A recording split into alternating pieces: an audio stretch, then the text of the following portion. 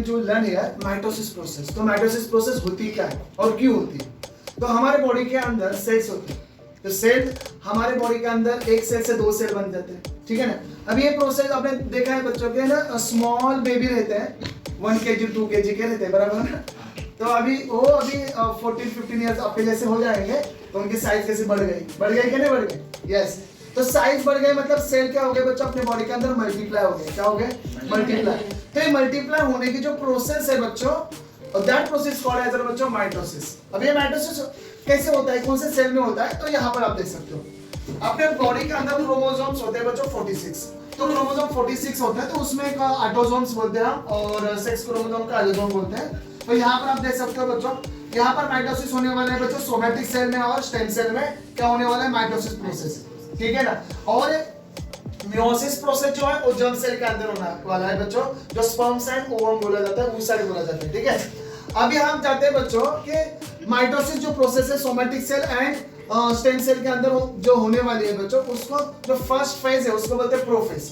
Then होता है बच्चों मेटाफेज, उसके बाद होता है बच्चों एनाफेज, और लास्ट का जो फेज है बच्चों उसको बोला जाता है बच्चों टेलोफेज, ठीक है। ऐसे 4 पार्ट्स में क्या होने वाला है बच्चों? डिवाइड होने वाला है अपना माइटोसिस प्रोसेस।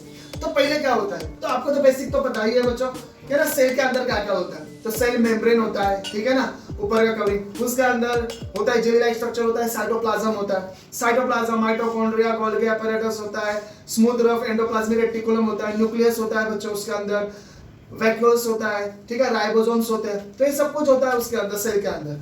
बट हमको अभी यहाँ पर क्या चाहिए बच्चों?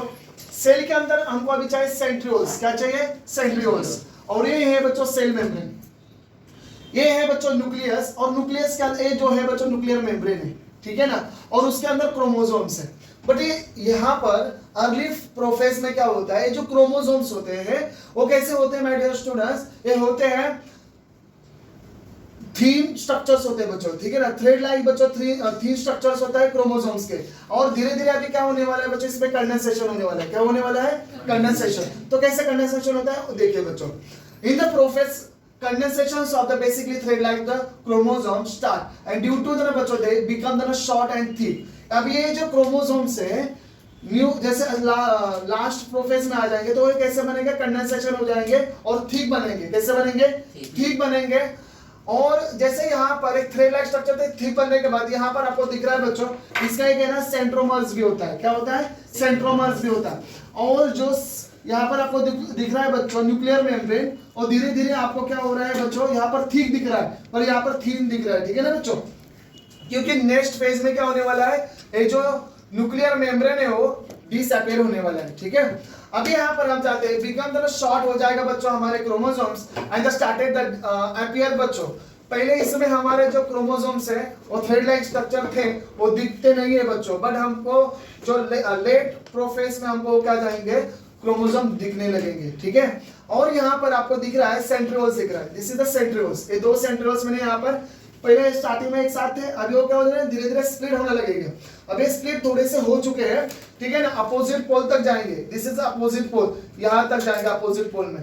तो यहाँ पर आप देख सकते हो बच्चों, ये जो सेंट्रियोल्स है अपोजिट पोल पे जाने के बाद यहाँ पर न्यू फॉर्मेशन यहाँ पर हो रहा है, और इसमें जो आपको दिख रहा है बच्चों न्यूक्लियर मेम्ब्रेन, ये क्या हो जाएगा? डिसअपियर हो जाएगा। और ये जो क्रोमोसोम्स है माय डियर स्टूडेंट्स वो इक्वेटर पर आ जाएंगे। What is equator? तो यहाँ पर एक सर्कल मैंने बना दिया है और यहाँ पर एक लाइन खींची है ऐसे, तो इसको बोलते हैं इक्वेटोरियल प्लेन बोलते हैं, ठीक है। तो यहाँ पर ये जो क्रोमोसोम्स है बीच वाले वो यहाँ इस लाइन के ऊपर आ जाएंगे, और जो आपको लाइंस ऐसे दिख रहे ऊपर से नीचे तक उसको बोलते हैं स्पिंडल फाइबर। क्या बोलते हैं हम? Spindle fibre. तो स्पिंडल फाइबर के बराबर सेंट्रोमर्स ऐसे बीच में लाइन में रहेंगे, वो भी पैरेलल रहेंगे, और यहाँ पर बराबर सेंटर में रहेंगे। कहां पे? कौन से सेंटर में रहेंगे बच्चों? इक्वेटोरियल प्लेन में रहेंगे, ठीक है। तो ये जो प्रोसेस थी बच्चों मेटा फेज की थी। मेटा फेज में न्यूक्लियर मेम्ब्रेन क्या हो जाएगा? Completely disappear. जो न्यूक्लियर मेम्ब्रेन था पूरा डिसअपियर हो गया बच्चों मेटा फेज के अंदर। Chromosomes completely their the condensation become the ना क्लियरली विजिबल अलोंग विद बच्चों देयर सिस्टर क्रोमैटिन। अभी यहाँ पर ये जो क्रोमैटिन देखो, मैं यहाँ पर आपको दिखाना चाहता हूँ, ये क्रोमोसोम्स है, ये जो इसको बोलते हैं सेंट्रोमर्स दिख रहे हैं, उसकी एक लाइन को क्या बोलते हैं हम, सिस्टर क्रोमैटाइड बोलते हैं। क्या बोलते हैं, सिस्टर क्रोमैटाइड बोलते हैं। ठीक है, तो यहाँ पर भी अभी होने वाला है बच्चों सिस्टर क्रोमैटाइड। बच्चों sister chromatid, all the chromosomes are arranged in the बच्चों द पैरेलल रहेगा बच्चों, इक्वेटोरियल प्लेन में रहेगा। ठीक है, उसके बाद ये जो स्पिंडल फाइबर है ना, ये अभी आपको प्रॉपर्ली अपेयर हो जाएंगे और ये क्रोमोसोम का सेंट्रोमर से उसको अटैच हो जाएगा। ठीक है, क्रोमोसोम्स एट द ना इक्वेटर, तो ये इक्वेटर पर लग जाएंगे। उसके बाद वाली जो है फेस, उसको बोलते हैं बच्चों हम एनाफेज। क्या बोलते हैं, एनाफेज। तो एनाफेज में क्या हो रहा है बच्चों, द सेंट्रोमर जो है स्प्लिट हो रहा है। ये जो सेंट्रोमर्स है, यहां पर आ जाओ, ये क्रोमोसोम था, इसका ये सेंट्रोमर्स है, इसको है ना देखो, ये ऊपर वाला वी शेप और नीचे वाला भी क्या दिख रहा है, एन शेप दिख रहा है आपको। तो ऊपर वाला वी शेप, तो बीच में से कट हो गया बच्चों सेंट्रोमर्स, और दोनों भी क्या हो गया, स्प्लिट हो गए। क्या हो गए बच्चों, स्प्लिट हो गए। तो यहाँ पर आप देख सकते हो बच्चों, यहाँ पर ये हो गए बच्चों स्प्लिट। अभी स्प्लिट होने के बाद माय डियर स्टूडेंट्स, ये जाएगा ऊपर के तरफ और ये जाएगा नीचे के तरफ, ऊपर के तरफ और नीचे के तरफ, ऐसे हो क्या हो जाएगा, स्प्लिट हो जाएंगे। तो यहाँ पर मैंने बराबर स्प्लिट करके आपको दिखा दिया है। यहाँ पर देख सकते हो, ईच क्रोमोसोम सेपरेटेड बच्चों, दे आर देना pull apart in the opposite direction. तो ये सेंट्रोमर्स है, ठीक है, सेंट्रियोल्स है, ये भी सेंट्रियोल्स है, और ये क्रोमोसोम्स है। अभी क्रोमोसोम स्प्लिट हो चुके हैं बच्चों, और है ना ये जो बीच में आपको ये दिख रहा है बच्चों, ये जो डार्क में दिख रहा है और ये लाइंस में दिख रहा है, जो डार्क में दिख रहा है वो स्पिंडल फाइबर से, कंटिन्यूअस फाइबर से, और ये जो डॉट डॉट में दिख रहा है बच्चों वो है इंटरजोनल फाइबर्स। क्या बोलते हैं इसको, इंटरजोनल फाइबर्स। अभी ये जो क्रोमोसोम दिख रहे हैं बच्चों, ये जो क्रोमैटाइड्स, इसको क्रोमोसोम को हम बोलेंगे क्रोमैटाइड्स। क्या बोलेंगे, क्रोमैटाइड्स बोलेंगे। और इसको डॉटर क्रोमोसोम्स। और इसको देखो, क्रोमोसोम तो प्रॉपर्ली आपको ऐसा दिखता है, बट अभी क्या हो गया, अभी कौन से फॉर्म में हो गया है, इस ऊपर वाले फॉर्म में गए, दिख रहे हैं, इस फॉर्म में गया, और नीचे वाले इस फॉर्म में गया। तो इसको क्या बोलेंगे बच्चों हम, डॉटर क्रोमोसोम। क्या बोलेंगे, डॉटर क्रोमोसोम। प्रॉपर रहेगा तो उसको क्रोमोसोम ही बोलेंगे, बट वो है ना भी स्प्लिट हो चुका है ना, इसके वजह से उसको बोलेंगे डॉटर क्रोमोसोम। समझ में आ रहा है। Then chromosome being the pole appear like the bunch of the banana. तो ये दिखेगा कैसे बच्चों, बंच ऑफ द बनाना के जैसे दिखेगा, बंच ऑफ द बनाना के जैसे दिखेगा। उसके बाद बच्चों क्रोमोसोम बीइंग द पोल बच्चों appear the bunch like bananas. उसके बाद in this way each set of the chromosome reach to the opposite pole. तो ये जाएगा कहां पर बच्चों, अपोजिट पोल। ये ऊपर की तरफ जाएगा और ये नीचे की तरफ आ जाएगा। तो ये हो जाएगा बच्चों हमारा एनाफेज।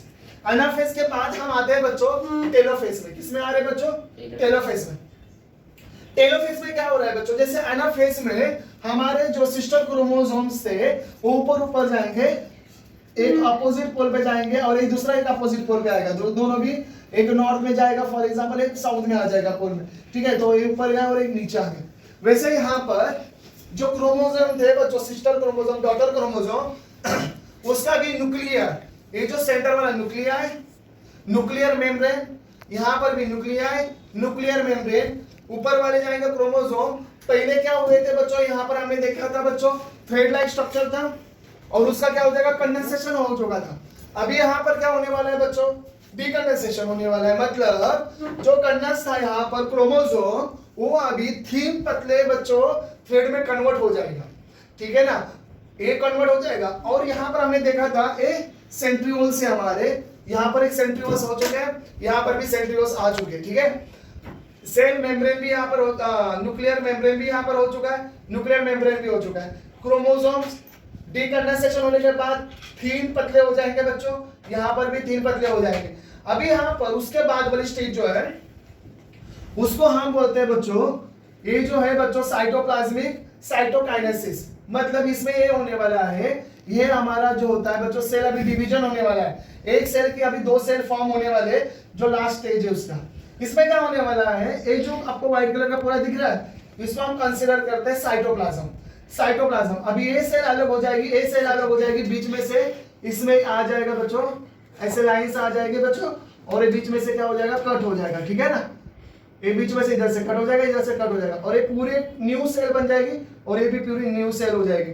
ठीक है, तो ये सेल के अंदर जैसे पहले वाले सेल के अंदर आपको सब कुछ दिखा था, वैसे ही सेल के अंदर आपको सब कुछ दिखने वाला है। ठीक है ना, एक डॉट दिख रहा है बच्चों, यहाँ पर भी डॉट है, तो ये न्यूक्लियस है, ये भी न्यूक्लियस है, ठीक है ना। ये व्हाइट कलर का पार्ट है, इसको साइटोप्लाज्म बोला है आपने, इधर भी साइटोप्लाज्म आएगा। ये आपका बच्चों क्रोमोसोम्स है, वो भी आपको दिखेगा, ठीक है ना। मतलब सेल मेम्ब्रेन भी है, सेल मेम्ब्रेन भी मिल जाएगा बच्चों, और न्यूक्लियर मेम्ब्रेन भी यहाँ पर मिल जाएगा, सेम बोथ में। तो एक सेल के दो सेल फॉर्म हो चुका है बच्चों, कौन से प्रोसेस के अंदर, माइटोसिस प्रोसेस के अंदर, ठीक है।